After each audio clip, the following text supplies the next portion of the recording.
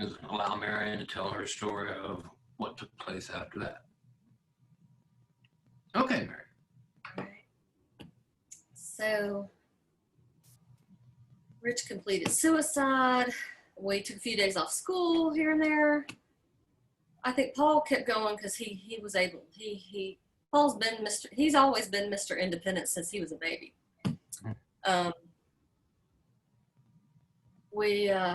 The funeral, the minister, his family wanted Rich's current minister to do the funeral.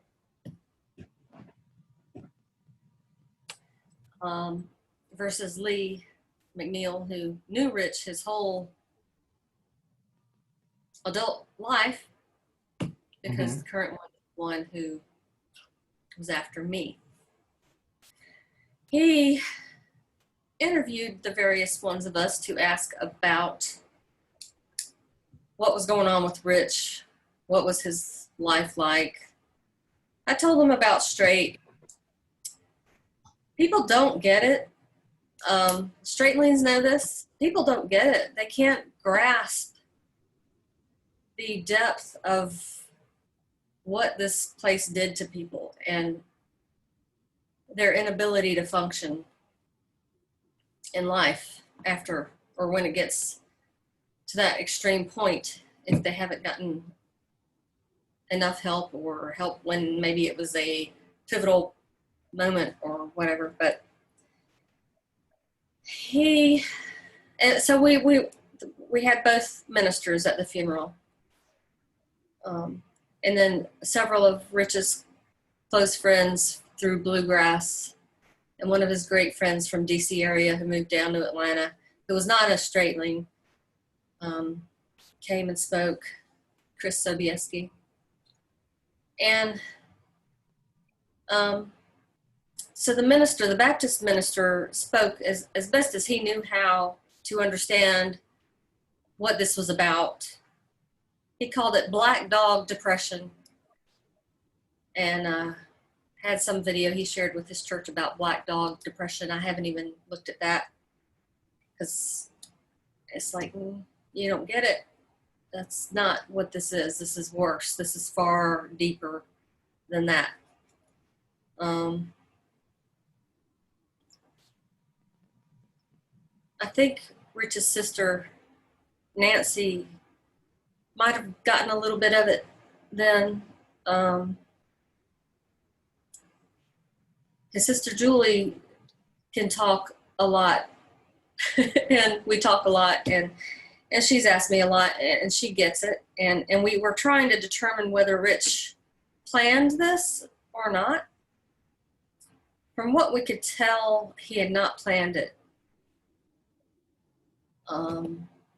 Emails and like he had even told me to, he was gonna call Jimmy later that afternoon, whatever. I think maybe, but apparently he had time to write a text and an email to all of us. He texted me and then it sent everyone an email, his sisters and my family. For me, I had to have to look to see who it was sent to. But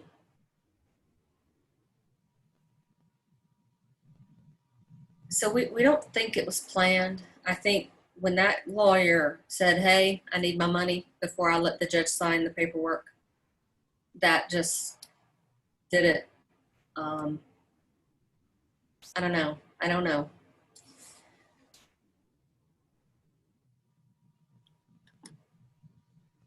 I was working part-time at Macy's then, and our Macy's closed. I just found a house to buy. So Rich dies, leaving this job that was nice. Been there 2 years, moving again within the same school district for Jimmy, at least, and Paul. They're both at their same schools, got to stay where they were. I didn't want to move out of schools. So it's nice to be in a new house.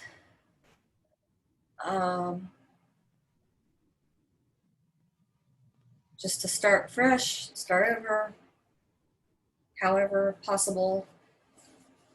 life goes on. I learned that after my girls died, life just goes on. It's like a little ant gets squashed, and all the ants just move right along and keep going. And you do what you can, and you got to move too, eventually. And If I may point out, I don't know if you recognize this, Marion, or not, but that makes you a survivor. I joked that I had PTSD from his PTSD. Yeah, you didn't deserve that. Yeah, to some extent, to whatever. And that, I think, has been the hardest thing. Was I knew in the back of my head there's emotional abuse, and I'd see stuff and I'm like, yeah. And when it really hit me, it was like, oh, I don't know, the awareness of it, the depth of it was huge. Like, damn, that's that zombie that was walking around. Just, you become who you have to become to survive. You do what you have to do to survive, to get through whatever it is you're going through. You become somebody. It's not who you were. It's not who you're going to be, hopefully. And you become whatever you have to become and do what you have to do to get through it. And you get through it. And then hopefully you can get to where you can come to a place where you acknowledge it and you begin to work on it, to go through it, to bring healing to yourself, so you can become that new person. You'll never be that one you were. Hopefully you can feel human again and feel alive again, but you're not going to be who you were before. You're going to be a new person. And like I said, I didn't want to have anything to do with straight lanes. I don't want to go there. I didn't want to go there. That's not me. And God's like, yeah, it is. Yeah, it is. Those ripples are huge. That wave knocks you over and over and over again and again. And once my eyes, it was last November when my eyes were open to the abuse that I went through. And I left the church I was in because it was a mission church. I was a missionary there, and we were serving the poor and the indigent and the homeless and the projects. And my mother died also a year after Rich. So that was hard. And then I dated a guy for about a year, and I saw red flags and I ignored them because I wanted someone to want me. I didn't feel wanted with Rich. People talk about how much he loved me, and he loved me, but he didn't show it, and he didn't act it. He talked about it. He could talk a big game, but when it came to action, it wasn't there. And that's sad to say. But that's how I felt. Maybe, of course you get Yeah, it doesn't make it okay, but it is, or justify it, but it's an explanation that this is trauma based. Yeah. When that depression kicks in, when those trauma bells start going off, everything shuts down. It becomes constrictive. Yeah. So I left. There was a church close to where we were that I knew. I'd gone there when I was in high school a couple of times, a very charismatic, spirit-filled church. I said, okay, I'll go there. And then I took a year off and just worked at this mission church after Rich died. And then once my mom died, I realized I just wasn't functioning very well, and I needed to leave that place because my friends were all the street people. My friends were the project people. And it's like, Marion, you need real friends who are here on your level. And I So I left, and my minister said, I expected you to leave months ago. And he's been wonderful throughout the whole time. It's the minister who married us. It's the minister who did the funeral. He's a wonderful man. He's got knowledge that I'm like, how do you get this knowledge? I want it. So I've been going, and at this church I went to, I've been at this last year and a half, God is showing me things continually. I know what I'm supposed to do. I know what he's going to have me do. I just can't get there because I'm still stuck with all this trauma and all this pain and whatever it's done to me. And he's just had me process it slowly but surely. I see it. He's taking me through steps, every prayer, every Bible study, every sermon. I'm taking notes, and it's speaking to me, and it's just huge and wonderful. And before, in the previous 10 years, all I could do was show up. It's like, God, I'm just here. Speak to me. I would just show up. That's half the battle, just show up. And that's all I could do sometimes. I could just get there. And my kids, I don't know what they think, it's Sunday, I'm going to church. Y'all coming or not? It's Sunday, I go to church. Wednesday, I go to church. Because I want to be there when he does speak to me. I want to hear what he says. I want to know.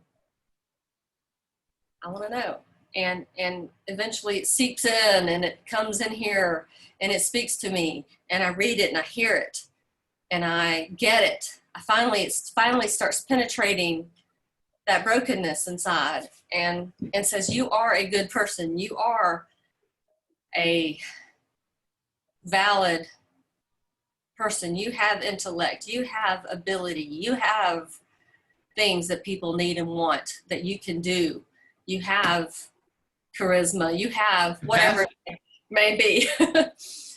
and I got trained as a grief specialist in 2010, but I haven't worked it because I've been too busy living life and reacting to life and not making life happen. So now I'm doing the steps and making it happen. And I finally got to where God said, okay, it's time. And I'm like, okay. And I stepped out on that limb. I got this office in June. I got to pay rent. But he says, I've put it all in you. It's there. I'm like, okay. Can I put my hands on it when I need it? I don't know. I'm just like, But no. As you know, I don't subscribe to the faith, but if God is all knowing, I do believe God ain't all telling.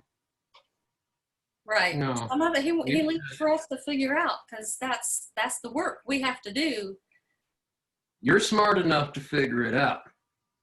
Yeah, exactly. Yeah. He's not going to hand it to us on a silver platter. We got to hear that whisper and we got to respond. And so I've been working at Belk. So they closed our Macy's in Athens. And then I got a job at Belk. I thought, well, they'll hire me because I was at Macy's and I was HR and cash office and whatever there and jewelry. Yeah, they hired me on the spot. So I've been working there for the last 2 years, part-time. And with COVID, we took a 6-week break. We're in Georgia, so we reopened May 1st. And I went back to work full-time. And I was like, okay, good. I had a nice little break. The kids are home. And then as we've gotten more, more commerce moving, they've been cutting our hours back. They cut me back to, I said I can't work 5 days, 6 days a week. I need 3, 4 because I'm trying to get my office going. So I got cut back to like 2 days. And then it was 1 day. And I'm like, okay, I can't do this. And like 2 weeks ago, I'm laying there till 3:30 in the morning And I'm like, and I wasn't even thinking about anything in particular. I was just awake. And it's like, yeah, it's time. I gave them my notice, and I'm out on that limb. I said, I'm out on a limb, and here is COVID season. I'm like, well, it's, it's in God's hands, and he's going to use it. They do say that the sweetest fruit is always at the end of the limb. Yeah. I'm seeing that poster from the 80s or 70s of the cat hanging there, baby, and the kitten's hanging on the shower curtain rod. Hang in there, baby. So let me tell you about what happened last year. My oldest is Mr. Independent, doing his thing, going to a great college. He's rocking and rolling and doing what he's loving, enjoying, having a blast. My youngest, I think he was 10, 9 or 10 when Rich passed. Not this past December, but the year before. 18, December of 2018. Jimmy has OCD and tactile issues. And he gets flustered and frustrated, definitely anxiety. He's just like his dad. But I started to notice he's scratching. This one night, we go to a movie. Not many people are there. We're on the way home. And I've learned after the divorce, he would have a really, really hard time getting to school. I mean, it took everything I had in me to force him to get in the car and let's get to school and get the principal to meet us in the parking lot because I can't get him out of the car and whatever. And it gets better further away from Rich's death. He was a happier child after that. He wasn't quite so moody. I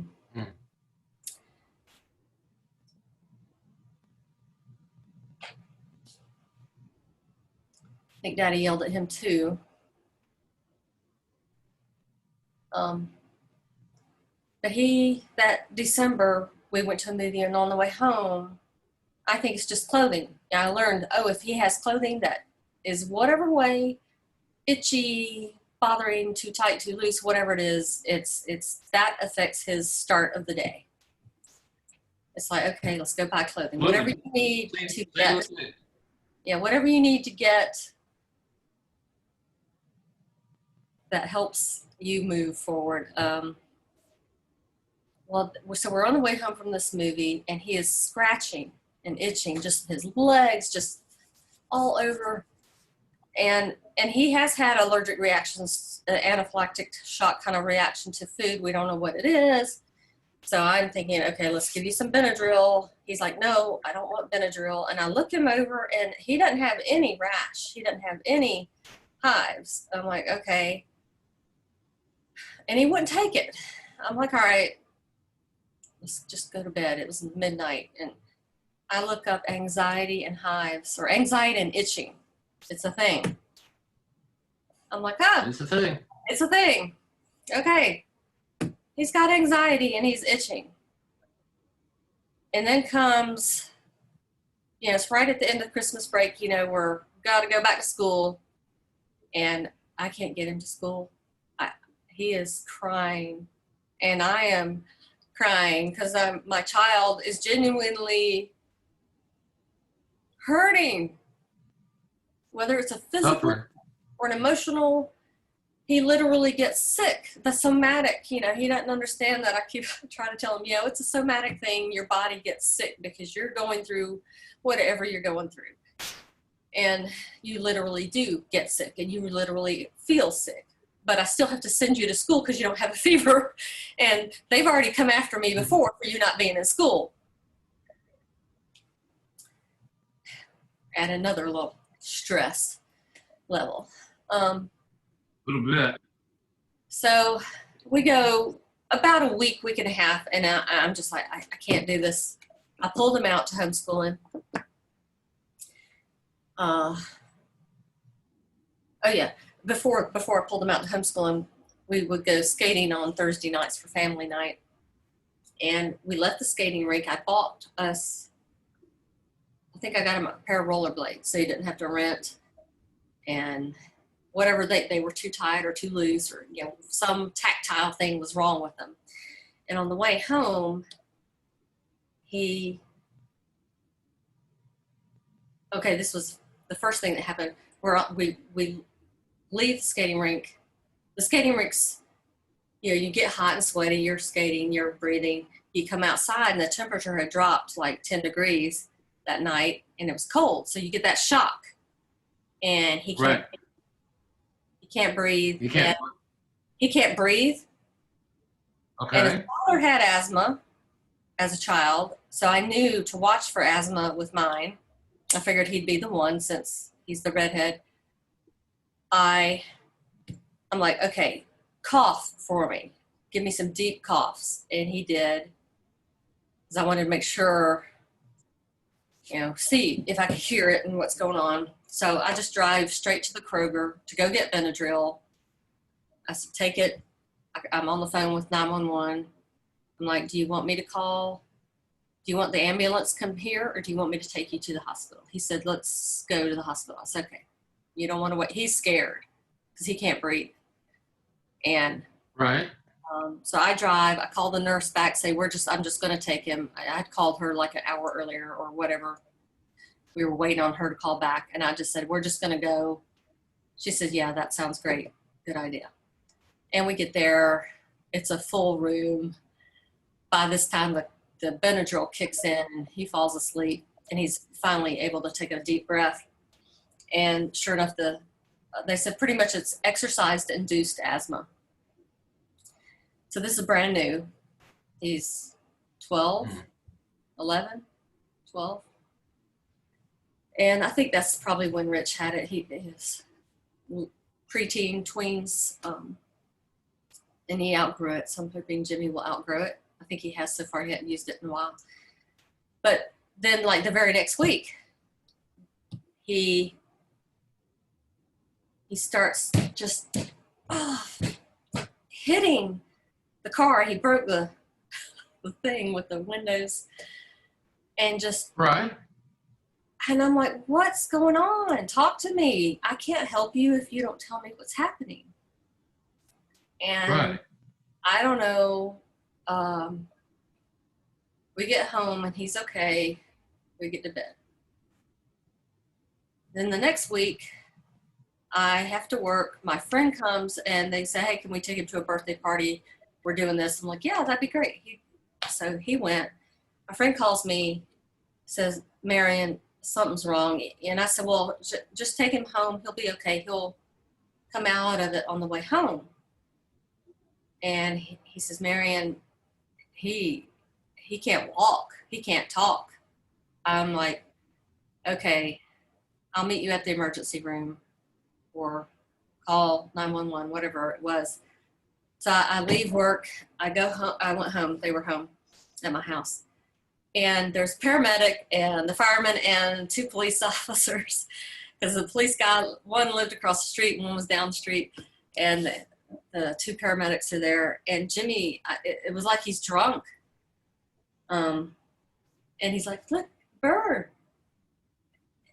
He could talk and mama, he was like, what in the world? And we talked for a while. The paramedics are like, he's okay, but just something's not right. And I'm like, okay. So I signed off on them. We don't need you.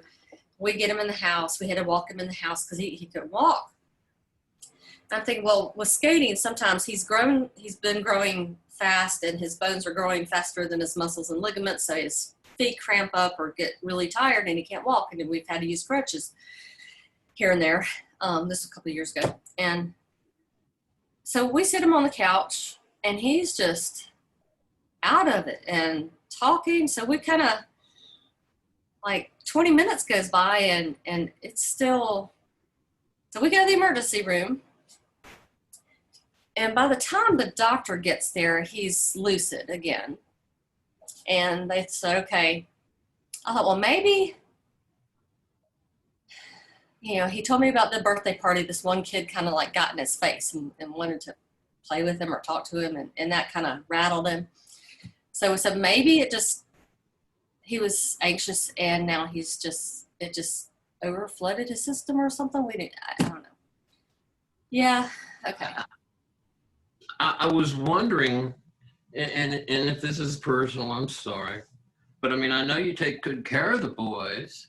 Are they getting any kind of trauma? And trauma. What's the word I'm looking? Is the trauma being addressed? Yeah, yeah. No, not really. Okay. I think we did at first when Rich first died. Okay. That he just did not like going and did not want to go, wouldn't talk. So they do an MRI. There's no tumor. There's no this. They do an EKG. There's no heart. Okay. So by this time, I'm like, okay, I need to go to, I think this happened twice. We go to the ER twice with this. And the one doctor's like, he's manufacturing. And I'm like, yeah, that crossed my mind too, but no, he's my child. I know him. This is not. And I'm doing all this research, and we had started seeing a therapist, and I'm the one who figured this out. He's dissociating. He's having, yeah. And we get the referral to the neurologist to check him for seizures. She says, well, it's probably not electric seizures. It's psychogenic non-epileptic seizures. It's psychologically generated seizures. He can't handle what's going on. His body has a seizure, and then he's dissociated, or he's passed out, one or the other. And then he comes to a little later, and he's not there. And he's like a 4-year-old. And so I pulled him out of school. We're going to homeschool. Single-widowed mother trying to homeschool a child, trying to work, a child who won't work unless I'm sitting right there. Okay, do the next one. Okay, what's next? Okay, let's do this. Can you do these while I'm gone, while I'm at work? He couldn't do it. So Mama is spread kind of thin. And my friend helps tutor him 1 or 2 days a week. Other than that, he play on the computer games, whatever. So he's like, just send me back to school. I'm like, well, how are we going to do this? And one day we were driving by. He said, can we go sign me up? I said, sure. And we sign him up. And they said, we'll see you tomorrow. And we go to the counselor's office, and he has 2 seizures in that room right there, hides in the corner behind a chair so nobody will see through the teacher's little skinny window as they pass through the hallway. The teachers would bring work to her office. He would sit in her office and do it. And then we tried to go to the classroom. We'd sit in the hallway. Once class got going, sit in the hallway, do work. Then we finally got him in the classroom with a partition. But they couldn't see that he was seizuring, or so because he is aware. So in a non-epileptic seizure, you're aware. A real seizure, you're not. You can, this kind, they respond and they're aware. So I think he's having these seizures that evolved because he didn't want anyone to see him have a seizure. So he just would dissociate, just went straight to dissociating. And I picked him up one day, and I think he had been dissociated the whole day.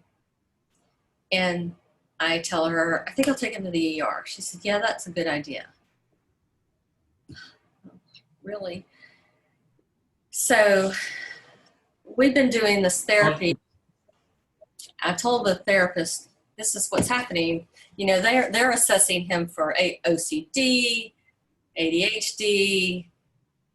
Okay, he has OCD, and we meet with like his therapist, the supervisor, and the girl who does the assessment, who's doing her doctorate or whatever, her degree.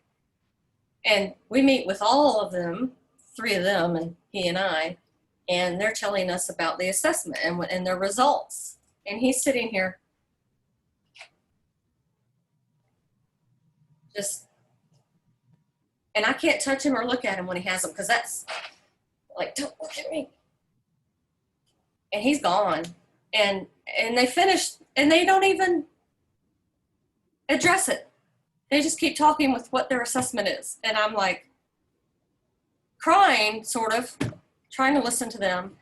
And then at the end, I said, well, what is this? They don't know. Like, are you kidding me? So once again, I'm like, we're going to switch therapists. We switched. The one therapist is trying to give meds, and meds totally screwed him up, made him, don't leave, mama, don't leave, mama, don't leave, mama. And he'll go get in my car and hide, and you know. So I get another therapist, and Jimmy, the best thing he did during the homeschooling was look up a therapy dog. Not a therapy. He looked up the difference between a therapy dog,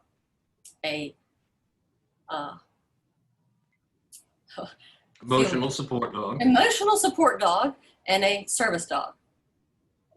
He prints it all out.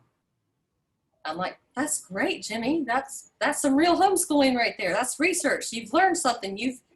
That's the kind of stuff you can do for homeschooling. So we present it and to the new therapist. She says, yeah. She writes a letter. We went to the pound. I called the trainer, said, what do I look for? She's told me what to look for. We found a dog. First one we looked at, they said, everybody loves this dog, but nobody's gotten it. It's been 2 weeks. We don't know why. I'm like, all right, I'm going to send the video to the trainer. She says, yes. I call him up. Is it still there? We're coming. It's still there. We got a dog. We start training. It has to be 4 months to start training, or 5 or something. Took it to the camp at Labor Day weekend. At 4 months old, this dog would sit in line, just, thank you, Jesus. Just. How does he do with the dog now? So we trained the dog for pressure therapy, blocking, which I don't think we really got good at blocking. We were getting there, but we graduated. We were good to go, and school starts this year, and the school's like, well, why do you need the dog? And I'm telling them about PNES and the seizures, and he's like, well, it sounds like it's just a feel-good dog. It's like, no. And I'm like, and I don't know how to do that kind of confrontation. I'm not good at it. So I text the trainer. She says, this. I said, okay. I wrote an email. The guy says, okay, yeah, that. Well, you didn't say anxiety. I'm like, this is how his anxiety manifests. Yeah. The paperwork. I find that because our stories are so crazy and so unbelievable, I carry a card that explains that I have PTSD. I have one that says that I'm, on that card it says I'm prone to depression, catatonia. I prefer, being away from people. It explains all kind of stuff about me. There's many things that I think we can do that I've learned in the past 6 months to where I can advocate for myself more and more than I ever thought, rather than wait for you to advocate for me. I can go ahead and do that for myself. Mm-hmm. I'm not real graceful at it. I'm not real sure about what I'm doing, but I find that when I bang on doors and ring bells and bang on drums, I'll get somebody's attention. Yeah. No. Yep. So we have the patch that says, if I'm down, let me be, leave me alone. Only call 911 if I'm injured. Yes, yes. So we go through this 3 days of this at the school. But the therapist who wrote the letter is not the therapist we're seeing now, because then the new one we switched to, I said, can we do EMDR? Can we try that? Well, no, we aren't there yet. We have to get it to a certain point to get to EMDR. Because he can't even talk. He won't talk. He gets there and he just freezes up. Nothing's happened in 8 months. Mm-hmm. I learned about neurotherapy, biofeedback. I found a doctor. Mm-hmm. They don't take our insurance because it's a new thing that's, I don't know if any insurances take it. I guess some do, maybe, I don't know. But so we drive an hour every day to Gainesville to go get neurotherapy. We've been doing it for a year. His levels are normal. He can go into places crowded, whatnot. We don't need the dog anymore. So he said he'd write us a letter to have the dog at school, but he says, you don't need the dog now. And he said, what do you think, Jimmy? And Jimmy said, Wow. I don't need the dog. So now if things change, we'll revisit it. But like this weekend, we went camping, went to Savannah, and maybe we should have had a dog in downtown Savannah. There are a lot of people there, and he was getting a little iffy. And I said, what do you think? He says, no, I'm okay. I said, all right. Good. Okay. He took the dog last February to a huge 4,000 youth Christian concert thing, and he did great. Right. He did great. And, so the dog mitigates him from even entering the seizure phase. He doesn't even get there as long as he has the dog with him. Yes. Right now, we don't have to have the dog at school. Amen. And I wonder how much hormones have a part to play in that, because it seems like, hormones are hitting. Now he's getting hairy. You get the whole Yeah. You get the whole trifecta going at the same time, and we're a mess. And we're that way for about 45 years. He's grown about 4 inches. And I'm learning more about this neurotherapy. I mean, this neurotherapy, you can say, okay, today this happened. Oh, let's do this. So readjust the connections where they're putting it on and hit a different spot of the brain. You can target specific areas with these things and fix them. Or like I said, well, what about talk therapy? You won't need it after this. Okay, praise God. I've never heard of it. I never have. The only thing close that rings a bell is the concept of neuroplasticity. And what neuroplasticity talks about is how the brain can rewire itself. I think you and I discussed it before. That, if you're used to going to the store in a certain way and all of a sudden they're tearing up the road and they're putting in sewers or whatever, that you're forced to go another route to your favorite store. And that happens in our brains, and it's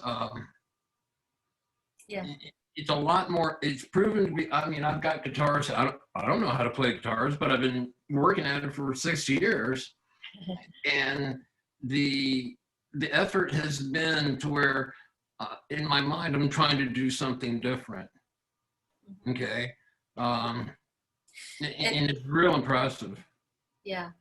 I was a massage therapist in the past. Me too. And so your nerves, like you say, they want to go this path. It's like a field, and all the deer go this way. Well, there's already a path there. Let's go that way. There's already a path. It's clear. There's no briars. Take that path. And Absolutely. We're learning to make new pathways. You have to cut through them a little bit to get there, but I was thinking, it seems like we're getting closer to the end. I think we're over the crescendo. But I'm wondering what your thoughts are in terms of you said a lot to people, but the question is kind of redundant. What do you say to people? I mean, if you were sitting in front of somebody, let's say, that was about, to enter a child into a facility, or if you met another spouse of a survivor, that would be an interesting conversation. Well, what would you think about that? Yeah, so for straightlings and other people who've been abused by other methods, if you're stuck, if you're hurting, if you're in pain, if you don't want to live, you've got to push forward and make new paths. You've got to find a place where you can get healing and get help, whether it be church, whether it be a therapist, all of it.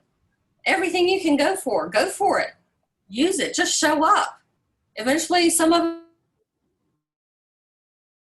it will seep in, and then you can start taking the steps yourself. Just show up and move forward. Find something that works for you. I mean, doing as simple as finding something that's pleasurable for you. Going to the park, like me, skating. I love roller skating, ice skating. If it's flowers, gardening, if it's crocheting, if it's playing music, find those things that are pleasurable and enjoyable to you, that aren't abusive, that aren't overdone, and then make yourself show up to things that are going to be helpful. Make yourself go to therapy every week. Rich says, I did this for you. I went to 3 years of this 18 months. I'm like, but that was 3 years ago. You have to do this every week. It's not fun. It's a shame. Damn it. You have to do it though, every week. Something happened to you, tremendous. And you have to. Rent is every day. Rent due every day. You gotta do something. If you want to live again, if you want to feel again, unfortunately, it will hurt. You have to work. You unfortunately have to feel the pain. You have to push through it.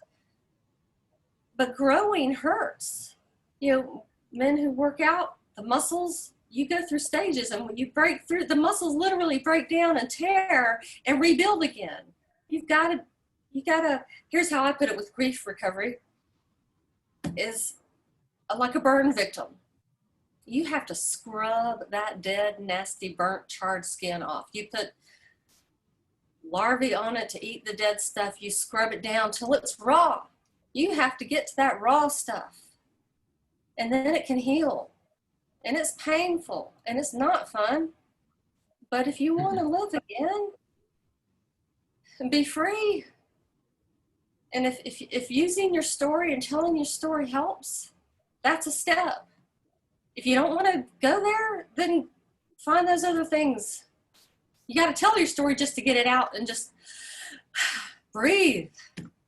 Yeah. Try the neurotherapy. I agree. Not everybody, however, is going to be cut out for therapy because of the experience. Yeah. But there's 1,000 ways to fight this, and I play guitar, I art, I have animals, I do all sorts of things. Art, yoga. Yeah, I mean, whatever it takes.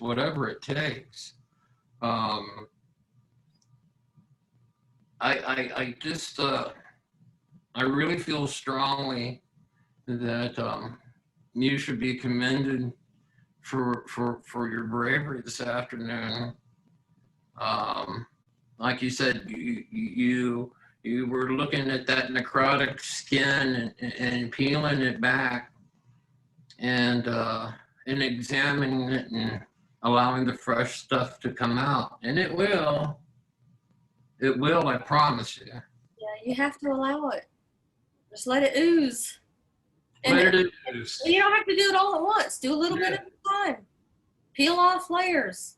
Yeah. Do some, feel free, enjoy, months, years, do the next thing. Yeah. People don't have to do this. Right. People don't have to show their face. People don't have to necessarily do anything, but, you know, just, I look at it like, if I walk towards the sunlight, I will see fewer and fewer of the shadows behind me. And that's all I know how to do. Yeah. But And you need to tell your story so you feel heard. You don't have yes, to tell your story to a therapist or to this venue, but to somebody you trust, obviously, who will listen and get it. And sometimes you have to tell the story over and over till you feel heard. Um, and I don't know, some people don't ever feel heard or listened to because it is such a hard thing to hear. But that's this venue, Dave. You're doing it. You're letting us tell our story. You're letting people tell their stories. That's huge. It's a beginning, if anything. it's a beginning. And not only, I think it's important what you say, the survivors, the people need to tell their stories. But to me, the most important thing is your story needs to be heard. It needs to be heard. And if people can't take it on in one chunk, they know it's here and they can come back. But I really do want to thank you for taking this time with me. Can you think of anything else you want to throw out there before I hit that big key? First, I'm sure there's all kinds of things I haven't said or forgotten about. We can come back. We can come back. But primarily, I want to say to my sons, I'm sorry. Forgive me. For what I had to do, for what I had to be. Forgive me for using your names. I totally didn't want to do that. It just comes out. And I want to say to others, please respect this. Please respect my children.